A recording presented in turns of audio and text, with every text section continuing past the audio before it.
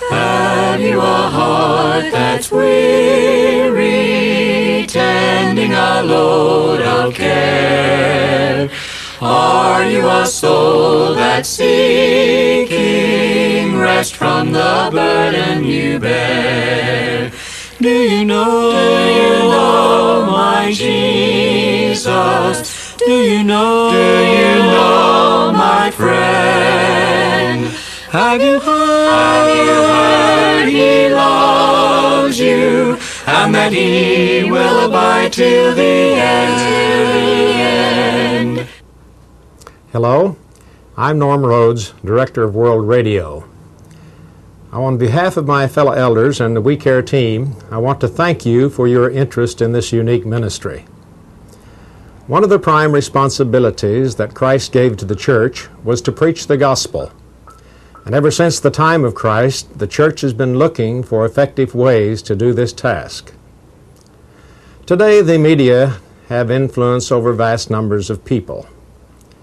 Therefore, it follows that anyone who can preach the gospel can effectively reach a vast audience. World Radio We Care has used this knowledge to develop an effective campaign method. By combining the use of media, cooperation among brethren, and showing that people really care, large numbers of the lost have been saved and brethren edified. I want to commend this ministry to you as an effective way to reach the lost in your community. I want to introduce you now to the man who is the lead spokesman and the evangelist for the We Care Ministries. He came to World Radio in 1971. He is now speaking over 125 radio and TV stations nationwide. He's held successful We Care campaigns since the year 1983. Now here to tell you more about We Care Ministries is Larry West. It's a story we're hearing more and more often these days. A precious preacher calls up and says, Larry, we held our yearly gospel meeting here last week. We flew in the preacher, we put him up in a nice motel, we put out a sheet for the members to sign to have him in their homes for meals during the week. We put out a few posters around town. We put in a couple of ads in the newspaper inviting our friends and neighbors to come hear him.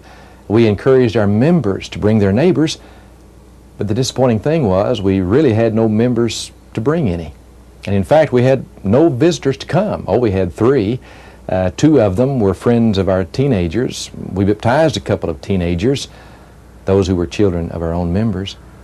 And that's precious. But that's not really the impact we were trying to make. We were really trying to make an evangelistic impact in our community. And now our elders are embarrassed. The preacher went away discouraged. And now we don't know what to shoot for in the future, to reach people for Christ. Sound a little familiar? If it does, you're not alone. What worries me even more is that we see preachers packing in precious people to their own crusades at coliseums or civic centers, and they're preaching to them by the thousands. And we wonder, why can't we do something like that? You know what I'm talking about. You turn your television set on Sunday morning or really at any other time during the week, and you see people in there by the tens of thousands listening to doctrines. Why can't we do something like that? We Care Ministries is doing it, really.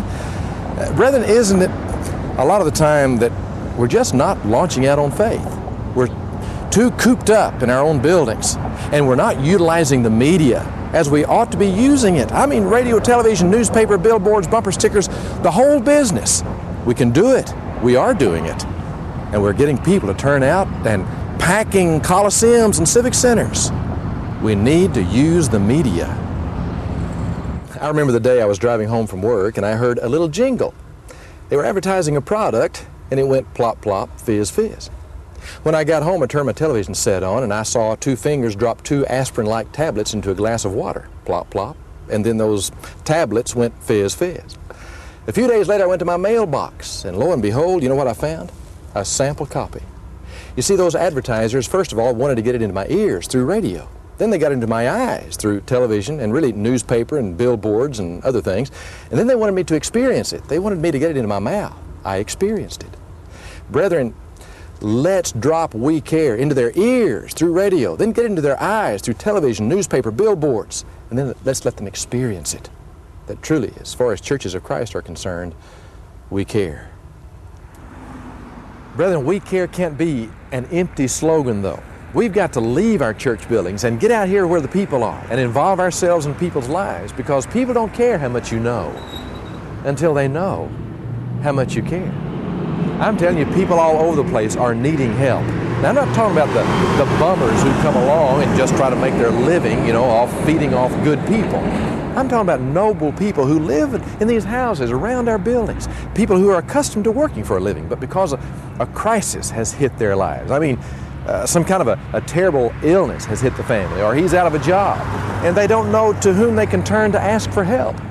When we leave our buildings and involve ourselves in people's lives, they're impressed, they become concerned, and they'll listen to us. They are concerned about spiritual matters. We've got to leave our buildings. Brethren, I'm telling you, people don't care how much you know until they know how much you care. I was hungry and you fed me. I was thirsty and you gave me drink. You know the rest of that.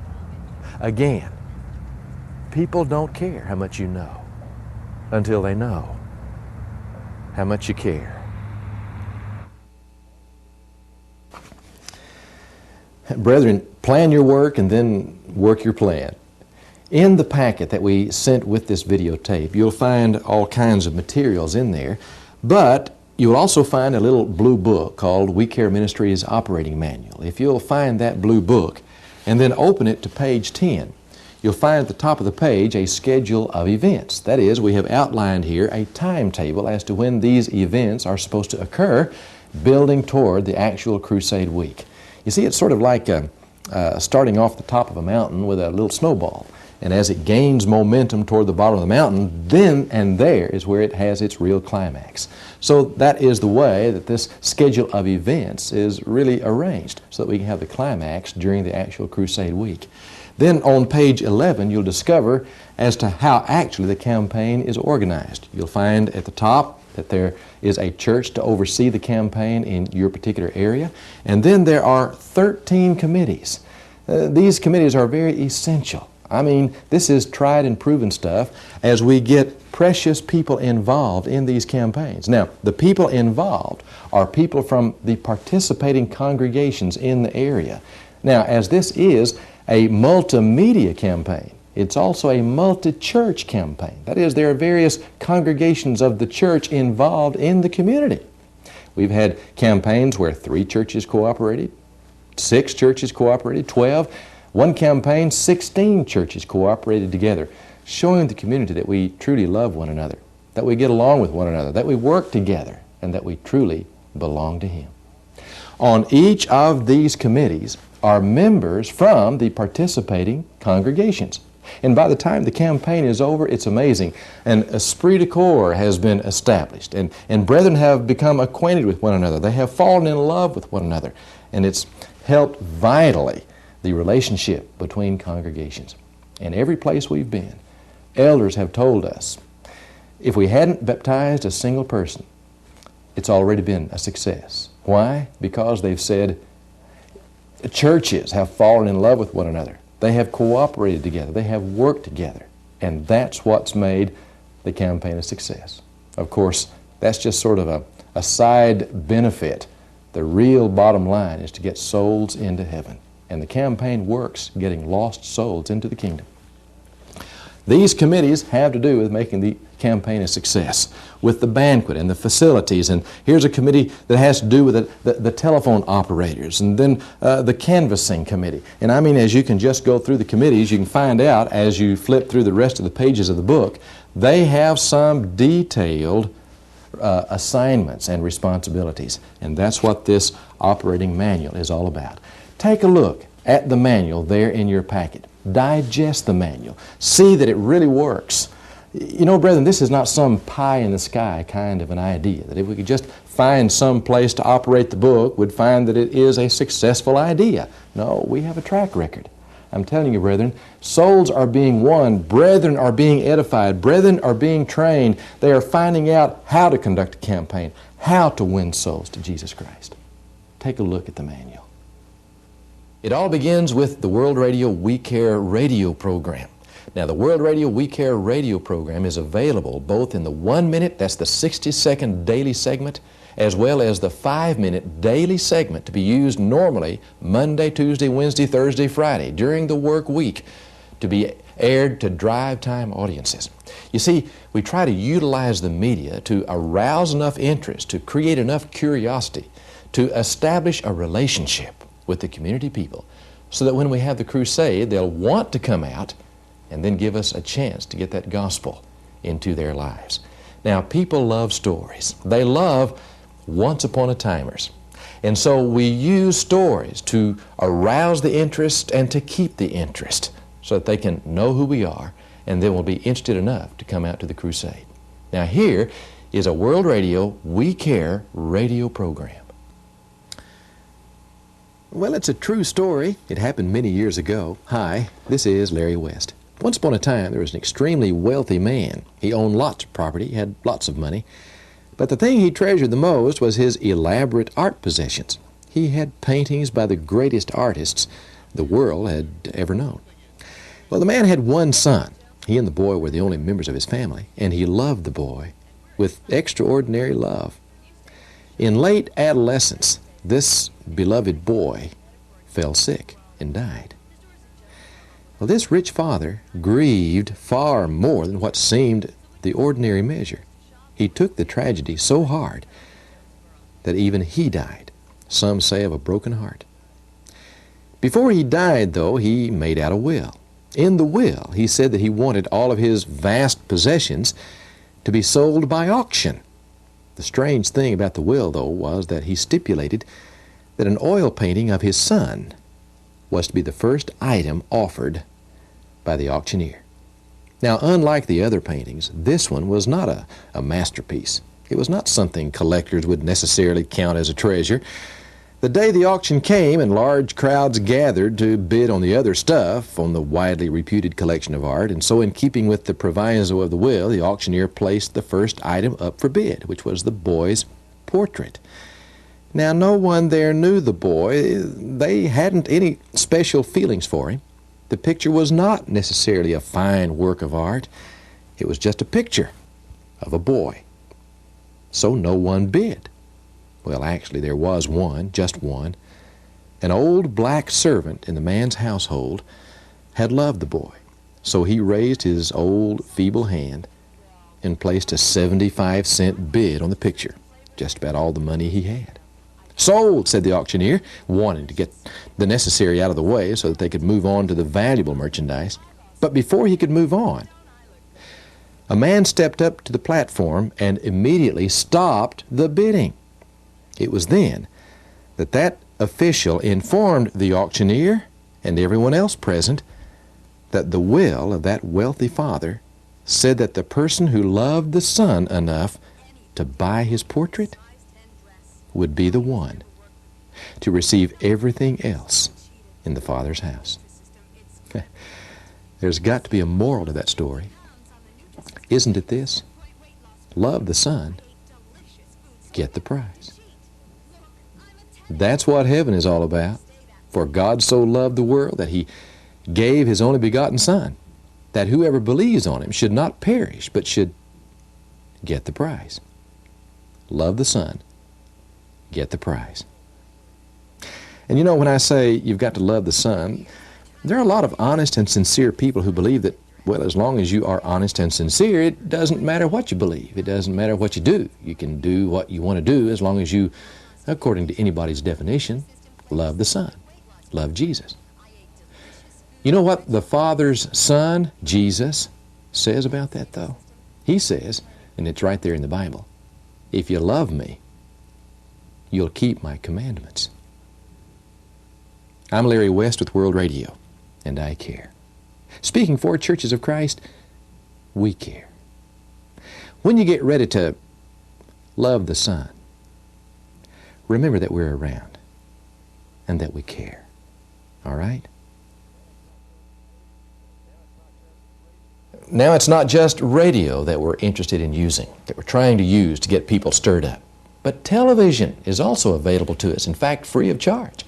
We'll show you how you can go to your local television station and visit the Public Service Announcement Director to get that person to use one of our We Care television spots that's designed for public service announcements.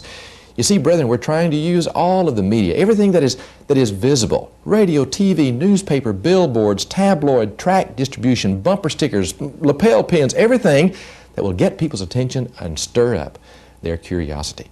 Now here is one of our 30-second public service announcement TV spots for We Care. A fellow wrote a note to his girlfriend one day and said, "If you love me, wear a red rose to the concert tonight.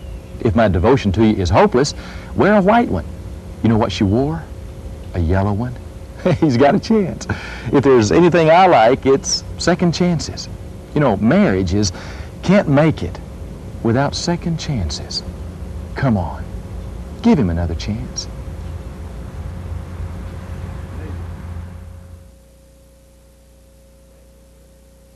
Plan your work and then work your plan. The real key is to get the World Radio We Care radio program and the We Care television spots on the air 1 year at least ahead of the actual Crusade Week. Now, just 3 months prior to the actual Crusade Week, Bob and I then will come into your area, and all of the area congregations that are participating in the We Care campaign will have a kickoff banquet among them and what we call a strategy meeting week. That is, we'll spend that Sunday afternoon, really beginning at noon, with a kickoff banquet. And I mean, this is a real sis boom ba, energetic, enthusiastic affair where we get everybody stirred up concerning the We Care Crusade coming up. Then we'll spend that evening and then the rest of the evenings during the week going through some strategy. Brethren, we have a very noble brotherhood. I mean, our brethren want to see souls won, but we have forgotten how to confront. We have forgotten how to bring the subject up and to get the gospel into people's lives, into our next door neighbors' lives, into the lives of the people with whom we work or ride to school. How do we confront? How do we bring the subject up? We'll spend each evening in a public assembly as far as the brethren are concerned, as we all get together, and we'll go through all the how-tos. How to bring the subject up, how to get into the gospel, how to get around smoke screens, how to actually close the sale, so to speak, and then also how to keep the saved. We're finding that 85% of those who are being baptized during our crusades and campaigns are actually being retained. 85%.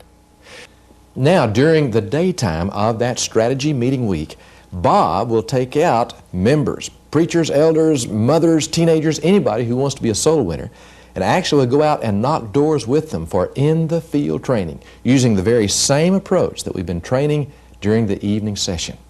Now, this approach works. Brethren, I remember up in northwest Arkansas, Bob was able only to get to 16 doors 1 week. That's because he got into 15 of them, 15, and actually ended up presenting the gospel to that many people. We baptized, I think it was, 27 during that campaign. This approach works. It's knowing how to do it and what to say. It makes all the difference in the world. Just as one precious sister said out in Texas, she said, "You know, I used to be afraid to knock doors. I used to be afraid to confront people. I'm not so afraid anymore." I asked her why, and she said, "Well, now I know what to say." Brethren, we want to know how to do it. We want to know what to say. We want to know how to bring the subject up, don't we? That's what this strategy meeting week is all about. As we get all the brethren together, all those whom we can find together to go through all the training as to how to bring the subject up. I'm telling you, when the campaign is over, you'll know how. If you haven't ever known before, you'll know how to actually confront people with salvation. The week of the crusade finally arrives, and you've worked hard, but it's paid off. The place is full. Now, what are you going to hear when you get there? What are your neighbors going to hear? Your loved ones, even those strangers in the community who have responded to the advertising and to your special invitations who come out. What are they going to hear? Some social gospel, some pop psychology? No, they're going to hear the gospel, the Bible gospel, preached kindly, lovingly, carefully. but from the Bible in a very straightforward manner. The first night, the subject we deal with is why we're lost in the first place. You know, there are a lot of people who actually don't believe they're lost. They admit they're not Christians, but they just believe they're just good, moral, law-abiding people, and they haven't done anything serious enough that would jeopardize their relationship with the Lord. So we deal with the fact that we're all sinners, and as sinners, we're doomed to a living and eternal hell. The second night, then, we deal with the gospel. We deal with the death, the burial, the resurrection of Jesus Christ, and what those historical events have to do with meeting the needs that you and I have today. We also that night deal with obedience to the gospel and how to get in on salvation in Jesus Christ. The third night, then, we take just one aspect of the gospel, mainly the resurrection of Jesus. And in an exciting lesson, we deal with the resurrection of Christ and what that resurrection has to do with meeting our own grave problem. Then on the next night, once a person has responded to the gospel, we deal with the identification marks of the church of the Bible. In other words, once a person is saved, what does the Bible say in regard to what church does God add him to? Finally, on the closing night, and that closing night is a very special night, a very specially prepared night.